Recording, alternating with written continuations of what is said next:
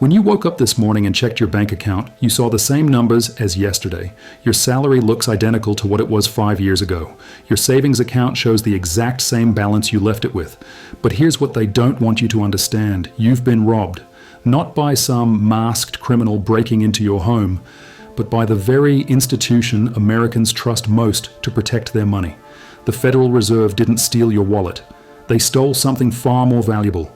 They stole the purchasing power of every dollar you own, every paycheck you earn, and every dream you're saving for. This isn't theory. This isn't politics. This is math. And the numbers are brutal. Between 2020 and today, $1 lost 25% of its value. That means every $100 in your savings account now buys only $80 worth of goods and services. Your grocery bill didn't just go up because stores got greedy. Your rent didn't skyrocket because landlords suddenly became evil. The purchasing power of your money was systematically destroyed by policies that created more dollars while keeping the same amount of stuff to buy with them. But here's the part that should make you furious. This wasn't an accident, it was policy. And the people who designed this policy protected themselves while leaving you to pay the price. Let me set the stage for you. March 2020, the world shuts down. Panic grips financial markets. And the Federal Reserve, the central bank of the United States, makes a decision that will haunt American families for decades. They don't just lower interest rates to zero. They don't just promise to keep borrowing cheap. They announce something called unlimited quantitative easing. Unlimited, as in we will create as much money as it takes, no matter the cost, no matter the consequences. Within 2 months, the Fed's balance sheet explodes from $4 trillion to over $7 trillion. By 2022, it reaches nearly $9 trillion. To put this in perspective, they created more money in 2 years than they had created in the previous century combined. $5 trillion conjured out of thin air, backed by nothing but promises and the blind faith that somehow this wouldn't destroy the currency Americans depend on. The technical term is quantitative easing, but let's call it what it really is: money printing on a scale that would make banana republics blush. The Fed bought government bonds, corporate debt, and mortgage-backed securities with money that didn't exist until they decided it should. Every purchase was funded by creating new dollars digitally, expanding the money supply at a rate that defied every lesson history had taught about currency stability. And the results were exactly what you'd expect if you paid attention in basic economics class. When you double the number of dollars chasing the same goods and services, prices rise. When you flood an economy with cheap credit, asset bubbles inflate. When you make money nearly free to borrow, speculation runs wild. The Fed created the perfect storm for inflation, and then acted surprised when prices started climbing. But the timing tells a different story.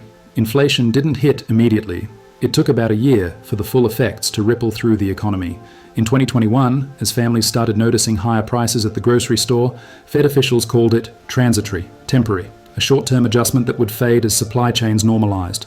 They told Americans not to worry, that their policies were necessary to prevent economic collapse, and that any price increases would disappear soon enough. They were lying, or at best, they were catastrophically wrong about the consequences of their own actions. By June 2022, inflation hit 9.1%, the highest level since the early 1980s. Suddenly, everything cost more. Food, fuel, housing, clothing, entertainment, healthcare. The price of a typical grocery cart that cost $100 in 2020 was now costing $125 or more. Families on fixed incomes watched their budgets implode. Young people saw home ownership drift further out of reach. Retirees discovered their pensions bought less every month. Meanwhile, the people who had access to cheap credit before inflation hit made out like bandits. Real estate investors borrowed money at near zero interest rates and bought properties that soared in value as housing became unaffordable for ordinary families. Stock market speculators leveraged cheap money into massive gains as asset prices inflated. Corporate executives used borrowed funds to buy back their own company shares, boosting stock prices and their own compensation packages. The great inflation heist wasn't just about destroying purchasing power. It was about transferring wealth from savers to borrowers, from workers to asset owners, from the middle class to the financial elite who understood how to game the system. And the Federal Reserve, supposedly the guardian of monetary stability, orchestrated the entire operation. Here's how the mechanics worked. When the Fed creates new money to buy bonds, that money enters the financial system through banks and primary dealers. These institutions get first access to the new dollars before prices have adjusted to reflect the expanded money supply. They use this head start to buy assets, invest in markets, and position themselves for the inflation they know is coming. By the time newly created money trickles down to wages and consumer spending, asset prices have already soared, and the people who got there first have captured most of the gains. This isn't speculation, it's documented fact. Housing prices increased by nearly $100,000 on average between 2020 and 2022. Stock markets hit record highs even as the real economy struggled. Corporate profits soared while worker wages stagnated in inflation-adjusted terms. The wealth gap between asset owners and everyone else exploded to levels not seen since the Gilded Age. And the Fed knew this would happen. Internal documents and meeting transcripts show officials discussing the distributional effects of their policies. They understood that quantitative easing would benefit wealthy asset holders more than ordinary Americans. They acknowledged that low interest rates would drive up housing costs and make home ownership less accessible. They recognized that their policies would create winners and losers. They did it anyway. The justification was always the same: preventing economic collapse justified any cost. But that argument falls apart when you look at who actually bore the costs. Small businesses that couldn't access cheap credit struggled while large corporations gorged themselves on borrowed money. Working families saw their savings eroded while hedge funds and private equity firms used leverage to multiply their returns. Renters faced soaring housing costs while property investors built real estate empires on the back of artificially cheap money. The Fed didn't just steal purchasing power, they rigged the game to ensure that their policies would transfer wealth upward, from ordinary Americans to the financial class that benefits most from monetary manipulation. And when inflation finally forced them to raise interest rates, the damage was already done. The wealth transfer was complete, the middle class had been hollowed out, and the people who caused the crisis walked away richer than ever. But the story gets worse, because even as the Fed began raising rates in 2022 to combat the inflation they had created, they continued policies that protected the wealthy while punishing everyone else. Higher interest rates might slow down price increases, but they also crash asset values for anyone who bought at the peak. They destroy the savings of anyone holding bonds or fixed income investments. They make borrowing more expensive for families trying to buy homes or start businesses, while the people who leveraged cheap money during the boom years sit on assets they acquired at bargain prices. This is the Great Inflation Heist, a systematic policy of currency debasement that enriched the connected while impoverishing the masses. And it's not over. The consequences of the Fed's actions between 2020 and 2022 will ripple through the American economy for years to come. Understanding how this heist was executed, who benefited, and who paid the price isn't just history. It's the key to protecting yourself from the next round of monetary manipulation that's already being planned. The Federal Reserve wants you to believe that inflation just happens, like weather or natural disasters. They want you to think their policies are too complex for ordinary people to understand. But the truth is simple. They created trillions of dollars out of nothing, handed it to their friends first, and left you holding the bag when prices inevitably rose. The housing market became ground zero for the Fed's wealth transfer scheme. While families watched their dream of home ownership slip away, the central bank was actively making it worse. Through their mortgage-backed securities purchase program, they bought $1.3 trillion worth of housing debt. That's nearly 90% of all the mortgage-backed securities created during that period. They weren't just printing money, they were directing it straight into the housing market, guaranteeing that home prices would explode. Think about what this means. Every time you looked at houses and wondered why prices seemed insane, the answer was sitting in a Federal Reserve building in Washington. They were bidding up the market with printed money, creating artificial demand that no family earning a paycheck could compete against. The average home price jumped by $100,000 in just 2 years. Not because homes got better, not because there was a housing shortage, because the Fed flooded the market with fake money and drove real buyers out. The cruelest part was the timing. Young families, essential workers, teachers, nurses, firefighters, all the people who kept society running during the pandemic were locked out of home ownership precisely when they needed stability most. Meanwhile, investment firms with access to cheap credit went on buying sprees, purchasing entire neighborhoods and converting them into rental properties. The American dream of home ownership was auctioned off to the highest bidder, and the Federal Reserve held the auction. But housing was just the beginning. The money printing spree distorted every corner of the economy in ways that most people still don't understand. When you create $5 trillion and inject it into financial markets, it doesn't spread evenly. It pools where the wealthy park their money.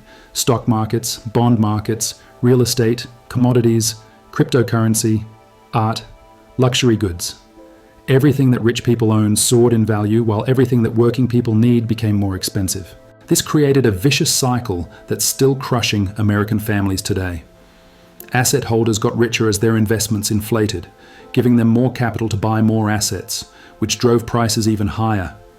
Meanwhile, people who depend on wages watched their purchasing power evaporate month after month. The gap between asset owners and wage earners became a chasm that no amount of hard work could bridge. The numbers are staggering. During the peak of money printing, the wealth of American billionaires increased by over $1 trillion. $1 trillion. In less than 2 years. Not from building businesses or creating value, but from watching their assets inflate as the Fed debased the currency. At the same time, real wages for ordinary workers declined when adjusted for inflation. The money printing created the greatest wealth transfer in American history, and it flowed in one direction, upward. Here's what makes this truly diabolical. The Fed knew their policies would create inequality. Internal transcripts from Federal Open Market Committee meetings show officials discussing how quantitative easing benefits asset holders more than wage earners. They talked about the distributional consequences of their actions. They understood that their policies would widen the wealth gap. They chose to proceed anyway, justifying it as necessary to prevent economic collapse. But whose economy were they really protecting? Not the economy of families struggling to pay rent. Not the economy of small businesses that couldn't access cheap credit. Not the economy of workers whose paychecks bought less every month. They were protecting the economy of banks, hedge funds, and large corporations that depend on cheap money to maintain their leverage and speculation. The Federal Reserve had become a wealth redistribution machine, taking purchasing power from savers and workers and handing it to borrowers and speculators. Every dollar they created diluted the value of dollars already in circulation, functioning as an invisible tax on anyone who held cash or earned wages. But unlike traditional taxes, this burden fell heaviest on the people least able to protect themselves from currency debasement. Retirees on fixed incomes watched their savings lose value every month. Young people saw starter homes become unaffordable. Families building nest eggs for their children's education or their own retirement discovered that their responsible saving was being punished by policies designed to reward debt and speculation. The Fed had turned thrift into a losing strategy and leverage into a winning one. The psychological impact was just as devastating as the economic damage. Americans who had played by the rules, saved their money, lived within their means, and planned for the future found themselves falling behind people who had borrowed heavily and speculated wildly. The system was rewarding exactly the kind of financial behavior that traditional wisdom warned against, while punishing the virtues that built middle-class prosperity. And when inflation finally forced the Fed to raise interest rates, the whipsaw effect was brutal. Families who had taken on debt to buy homes at inflated prices suddenly faced higher payments. Small businesses that had borrowed to survive the pandemic shutdowns got crushed by rising borrowing costs. The stock market crashed, wiping out retirement accounts and college savings. But the damage was asymmetric. People who had used cheap money to buy hard assets during the boom kept their gains, while everyone else absorbed the losses. This is how monetary policy becomes a weapon of class warfare. The people who understand the system and have access to credit can position themselves to benefit from currency manipulation. The people who don't understand the game, or who lack the resources to play it, become the victims. Every round of money printing creates winners and losers, and the winners are always the same people, those closest to where the new money enters the system. The Federal Reserve's balance sheet tells the whole story. $4 trillion before the pandemic, $9 trillion at the peak. Today, after 2 years of so-called quantitative tightening, it's still nearly $7 trillion. They've trimmed some of their holdings, but the bulk of the money they created is still sloshing around the economy, still distorting prices, still transferring wealth from workers to asset owners. Even the process of unwinding their balance sheet has been designed to protect the wealthy while punishing everyone else. Instead of selling their holdings quickly and removing money from circulation, they're letting bonds mature slowly and reducing their reinvestments gradually. This keeps asset prices elevated while allowing inflation to grind down the purchasing power of wages and savings. The people who benefited from the money printing keep their gains, while the people who paid the price continue paying it. The most infuriating part is how they've managed to avoid accountability. Fed officials give speeches about fighting inflation as if they weren't the ones who created it. They testify before Congress about the need for price stability, as if their policies weren't designed to destabilize prices. They present themselves as technical experts managing complex economic forces, when the reality is much simpler. They printed money to bail out their friends and stuck everyone else with the bill. This wasn't incompetence. This wasn't an honest mistake. This was a deliberate policy choice with predictable consequences that fell heaviest on the people with the least power to resist them. The Great Inflation Heist was the largest wealth transfer in American history, And it happened in broad daylight while the perpetrators congratulated themselves for saving the economy. The Federal Reserve wants you to believe this was all necessary. They want you to think that without their intervention, the economy would have collapsed into another Great Depression. They paint themselves as heroes who saved America from financial ruin. But let's examine what actually happened when they claim they were protecting you. The truth is, they weren't saving your job. They were saving the banks that had loaded up on risky investments and needed someone to buy their bad debt. They weren't protecting your retirement account. They were protecting hedge funds that had over-leveraged themselves and faced massive losses. They weren't preserving your community. They were preserving the wealth of people who had gambled with the financial system and lost. Every dollar the Fed created to buy toxic assets was a dollar that could have gone directly to American families. Instead of printing money to purchase mortgage-backed securities from Wall Street firms, they could have sent checks to every household struggling with rent or groceries. Instead of creating trillions to prop up bond markets, they could have funded infrastructure projects that employed real people doing real work. Instead of backstopping the gambling debts of financial speculators, they could have supported small businesses and community banks serving local economies. But that's not how the system works. The Federal Reserve exists to serve the financial sector first, and everyone else gets the scraps. When crisis hits, the money flows upward to protect the wealthy and powerful, while ordinary Americans are told to be grateful for whatever trickles down. This isn't capitalism. This isn't a free market. This is crony capitalism where losses are socialized and profits are privatized. Look at who sits on the Federal Reserve's Board of Governors. Look at where Fed officials go when they leave government service. Look at which institutions they consult with when making policy decisions. The revolving door between the Fed and Wall Street isn't a coincidence. It's the entire point. The central bank is captured by the very institutions it's supposed to regulate, and monetary policy reflects that capture. When Jerome Powell, the Fed chairman, talks about fighting inflation, he's not talking about the inflation hitting your grocery bill. He's talking about asset price inflation that might threaten the portfolios of his former colleagues in private equity. When Fed officials worry about economic overheating, they're not concerned about workers getting raises. They're worried about wage growth cutting into corporate profit margins. When they discuss financial stability, they mean the stability of banks and investment firms, not the stability of your household budget. The language they use is designed to obscure this reality. They talk about monetary accommodation, quantitative easing, and balance sheet normalization. But strip away the jargon and the truth becomes clear. They create money for the rich and debt for everyone else. They inflate asset bubbles for speculators while deflating the purchasing power of savers. They socialize the risks of financial gambling while privatizing the rewards. And the academic economists who staff the Fed aren't innocent bystanders. They build complex mathematical models that somehow always conclude that the best policy is whatever benefits banks and asset holders most. They publish research papers arguing that inequality is necessary for growth, that wage increases cause inflation, and that monetary policy can't redistribute wealth even as they watch it redistribute wealth in real time. They've turned economics into a pseudoscience that justifies whatever the financial elite wants to do. The mainstream media plays its role in this deception by treating Fed officials like wise oracles whose pronouncements move markets and shape destinies. Financial journalists breathlessly report on every word from Fed speeches as if these bureaucrats possess mystical knowledge about the economy. They never ask the obvious questions. Why do Fed policies always benefit asset holders? Why does every crisis result in more money for Wall Street? Why do the people who create these problems never face consequences for the damage they cause? Instead, we get stories about the difficult technical decisions facing monetary policymakers, the complex trade-offs between employment and inflation, and the delicate balance required to manage a modern economy. It's all theatre designed to make you think this system is too complicated for ordinary people to understand, let alone challenge. But here's what they don't want you to realize. You understand this perfectly well. When someone creates more money without creating more goods, prices go up. When someone gets first access to new money, they can buy assets before prices adjust. When someone can borrow at artificially low rates, they can outbid people paying cash. These aren't complex economic principles. They're basic common sense that every person grasps intuitively. The complexity is manufactured to hide the simplicity of what's really happening. The Federal Reserve is a machine for transferring wealth from people who work for money to people who own money.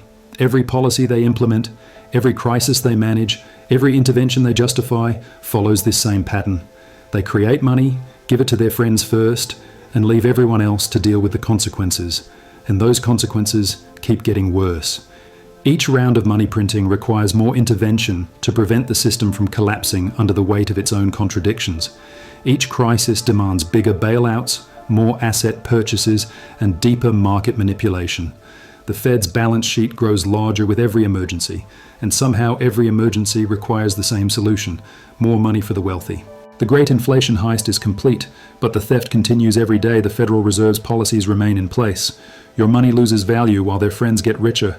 Understanding this isn't just about knowing what happened, it's about protecting yourself from what comes next. History has the answers, and now you know where to look.